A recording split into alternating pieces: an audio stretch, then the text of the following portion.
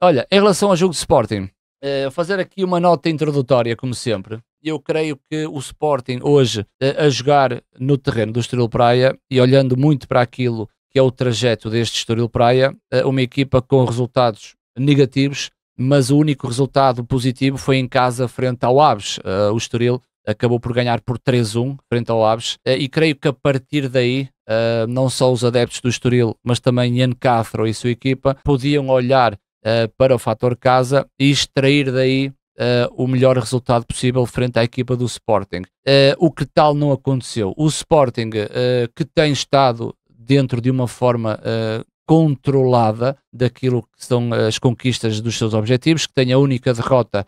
em Alvalade frente à equipa do Futebol Clube do Porto, mas é uma equipa que soma vitórias e é uma equipa que está a tentar cruzar jogadores na expectativa de apresentar o melhor 11. Eu creio que o Sporting hoje esteve muito próximo de ter o melhor 11. Acredito que um jogador como o Diomande possa também fazer falta a este Sporting, mas acredito que o Sporting tentou apresentar hoje o melhor 11, até porque se olhares para a equipa titular, vem com o regresso de Morita, que saiu ao intervalo e talvez por questões físicas, e também o Maxi Araújo a titular. A diferença do Maxi para o Mangas é realmente muito grande,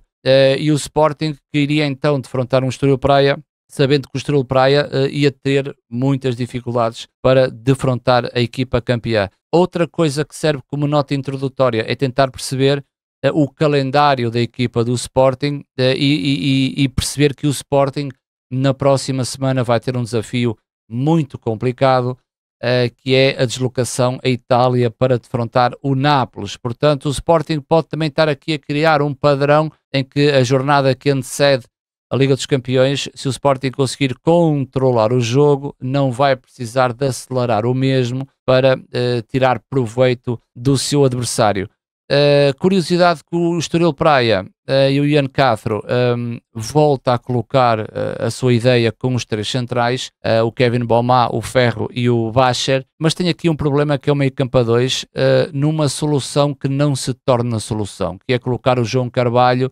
como um terceiro médio e deixar o Pedro Amaral no seu corredor, e claro que as competências muitas vezes em povoar o meio campo vai abrir um buraco no setor mais à esquerda,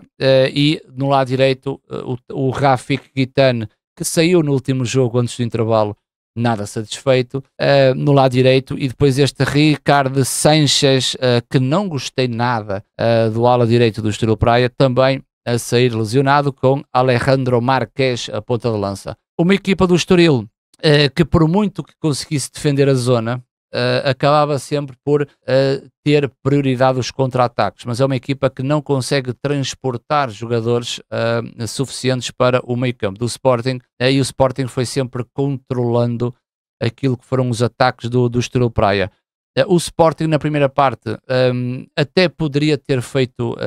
mais um golo. O Sporting marcou no minuto 12 por intermédio de Luís Soares, numa assistência de Pote, e houve lá um lance na primeira parte que há também um cruzamento à direita, e o Pote e o Luizito vão bater um no outro, e a bola ainda bate no Pote e acaba por sair por cima da baliza. Eu creio que o Sporting na primeira parte poderia ter fechado o resultado, e quero também parabenizar, até porque eu sou muito crítico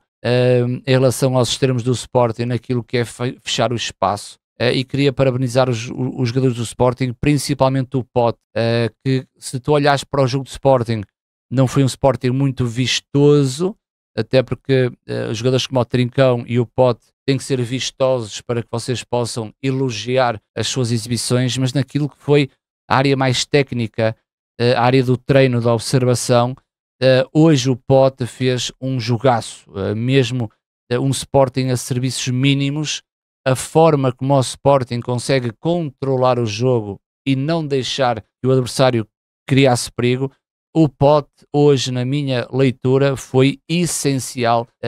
muito a fechar o espaço à esquerda, ou a bola estando no lado contrário, o Pote a fechar por dentro. Claro que o Sporting com Vaianidis parece-me melhor do que com Fresneda, e o Sporting com Maxi Araújo parece bem melhor do que com Mangas. A primeira parte também gostei do sentido posicional do Morita, e ele consegue entregar um jogo com mais qualidade e mais critério ao meio campo do Sporting. Falhou aqui minuciosamente alguns apontamentos um pouquinho à direita com Giovanni Kenda, que consegue muitas vezes decidir bem para que o Sporting pudesse chegar ao segundo golo, e também a explosão de Francisco Trincão, e creio que mesmo não havendo essa explosão, o Trincão tentou sempre, naquele espaçamento entre linhas, a trazer aquilo que ele sabe fazer de melhor, que é o último passe ou o possível golo. Continuo a ver o Trincão muito colado à linha, à direita. Vi momentos em que Kenda e Trincão estavam os dois encostados à linha, tentar perceber porque esse momento da equipa de Sporting, num momento em que o Trincão, nesse espaço de tempo, ele recebeu a bola aberto na direita, o Kenda estava ao seu lado também aberto na linha, mas depois Trincão não desenvolve o jogo de vir para dentro, joga a bola atrás e depois é que procura o espaço. Tentar perceber essa dinâmica um pouco mais à direita e ver se Trincão consegue extrair aquilo que Rui Borges quer no corredor à direita. Um Sporting que, com o passar do tempo, o Sporting não precisou de acelerar o jogo. E creio que no consciente dos jogadores tem sempre uma jornada europeia, e reparem, para a carreira de cada jogador, estar a jogar com o Estoril Praia é importante para conquistar os objetivos, mas o jogador sabe que na próxima semana terá um embate contra o Nápoles, e os holofotes nesse jogo da Liga dos Campeões é muito importante para a carreira do jogador. Eu creio que o Estoril Praia, uma equipa que hoje foi banal, mas eu creio que o Sporting teve a culpa disso, porque o Sporting numa aflição acelerava e recuperava a bola. Portanto, o Sporting, como disseram aí, em serviços mínimos, mas serviços mínimos com bastante responsabilidade. Tanto é que o controlo do jogo passou por não acelerar o jogo. E se vocês forem às estatísticas, que também é importante, as estatísticas servem para ligar aquilo que será a vossa observação e opinião do jogo, eu creio que o Sporting, em todo o jogo, teve à volta de 7, 8 remates à baliza, mas o Sporting só teve um remate enquadrado, que foi o golo. Enquanto o Estoril Praia, creio que teve apenas 2 remates enquadrados, e que acabou por não fazer o golo. Portanto, eu creio que o Sporting foi controlando o jogo na medida que o Sporting estava a ganhar por 1-0 e sentiu sempre que o Estoril não criava grande perigo. Há aqui um momento da segunda parte,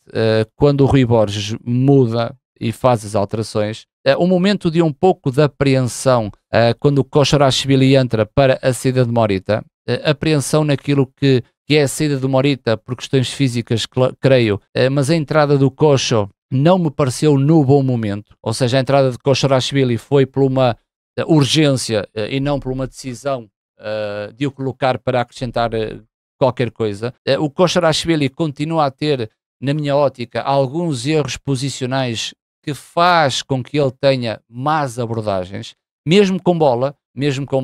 em termos de passe, mas creio que o coletivo do Sporting também foi ajudando naquilo que foi Kosciuszko no meio campo, e claro, jogar ao lado de Ullmann é sempre mais fácil numa situação como estas. Mas o momento que eu queria falar foi da importância da entrada do Jenny Catamo e do Ioannidis.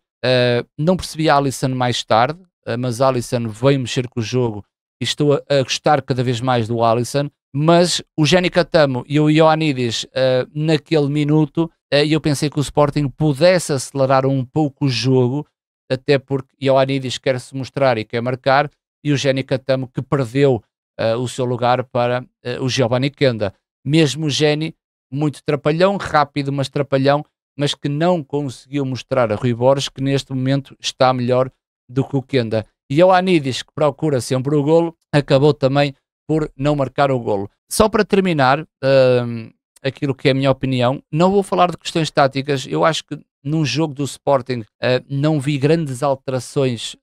nem negativamente nem positivamente, para abrir o meu quadro tático e explicar qualquer coisa. A única diferença que eu vi de real destaque foi claramente o posicionamento do Pote, e acho que se o Pote conseguir manter este nível de sustentabilidade posicional, o Pote fica bem melhor e o Sporting fica mais forte. Mas quero destacar o Alisson. Já não é a primeira vez que eu falo do Alisson, até porque eu não conhecia o jogador, e a cada jogo que o Sporting faz, o Alisson acaba por entrar. Tive pena por ter entrado mais tarde neste jogo, mas o Alisson teve poucas oportunidades, mas teve lá uma oportunidade quando ele puxa para dentro e faz aquele remate violento. Deu para notar ali qualquer coisa, que o Alisson, a cada jogo que passa, eu creio que este Alisson vai crescendo mais, e que pode ser um grande ativo que o Sporting está a formar, e creio que sempre que entra acaba por mexer no jogo. Ainda ontem falei que no Benfica havia uma laranja muito bonita, só que não extrai sumo nenhum. E esta laranja do Alisson não parece tão bonita, porque não vejo muita gente a elogiar o Alisson. É uma laranja que não parece tão bonita, mas que sai sumo. E essa é que é a diferença do jogador que entra para acrescentar e acaba por ter algum sumo, este Alisson. E aqui o meu destaque também para este jogador brasileiro. Creio que ao anteceder à jornada europeia, acho que o Sporting cumpriu com aquilo que tinha a fazer dentro de campo. Há gente que queria mais do Sporting, mas nós temos que ter a noção que nesta fase do calendário, a equipa, se controlar o jogo e se o ganhar, o trabalho está feito para aquilo que agora passa a ser o mais importante, que é o jogo da Liga dos Campeões e o embate frente à equipa do Nápoles. Portanto, 3 pontos merecidos, melhor que o Estoril Praia. O Estoril Praia bem tentou, mas o Sporting foi controlando a maior parte das situações e dos momentos do jogo.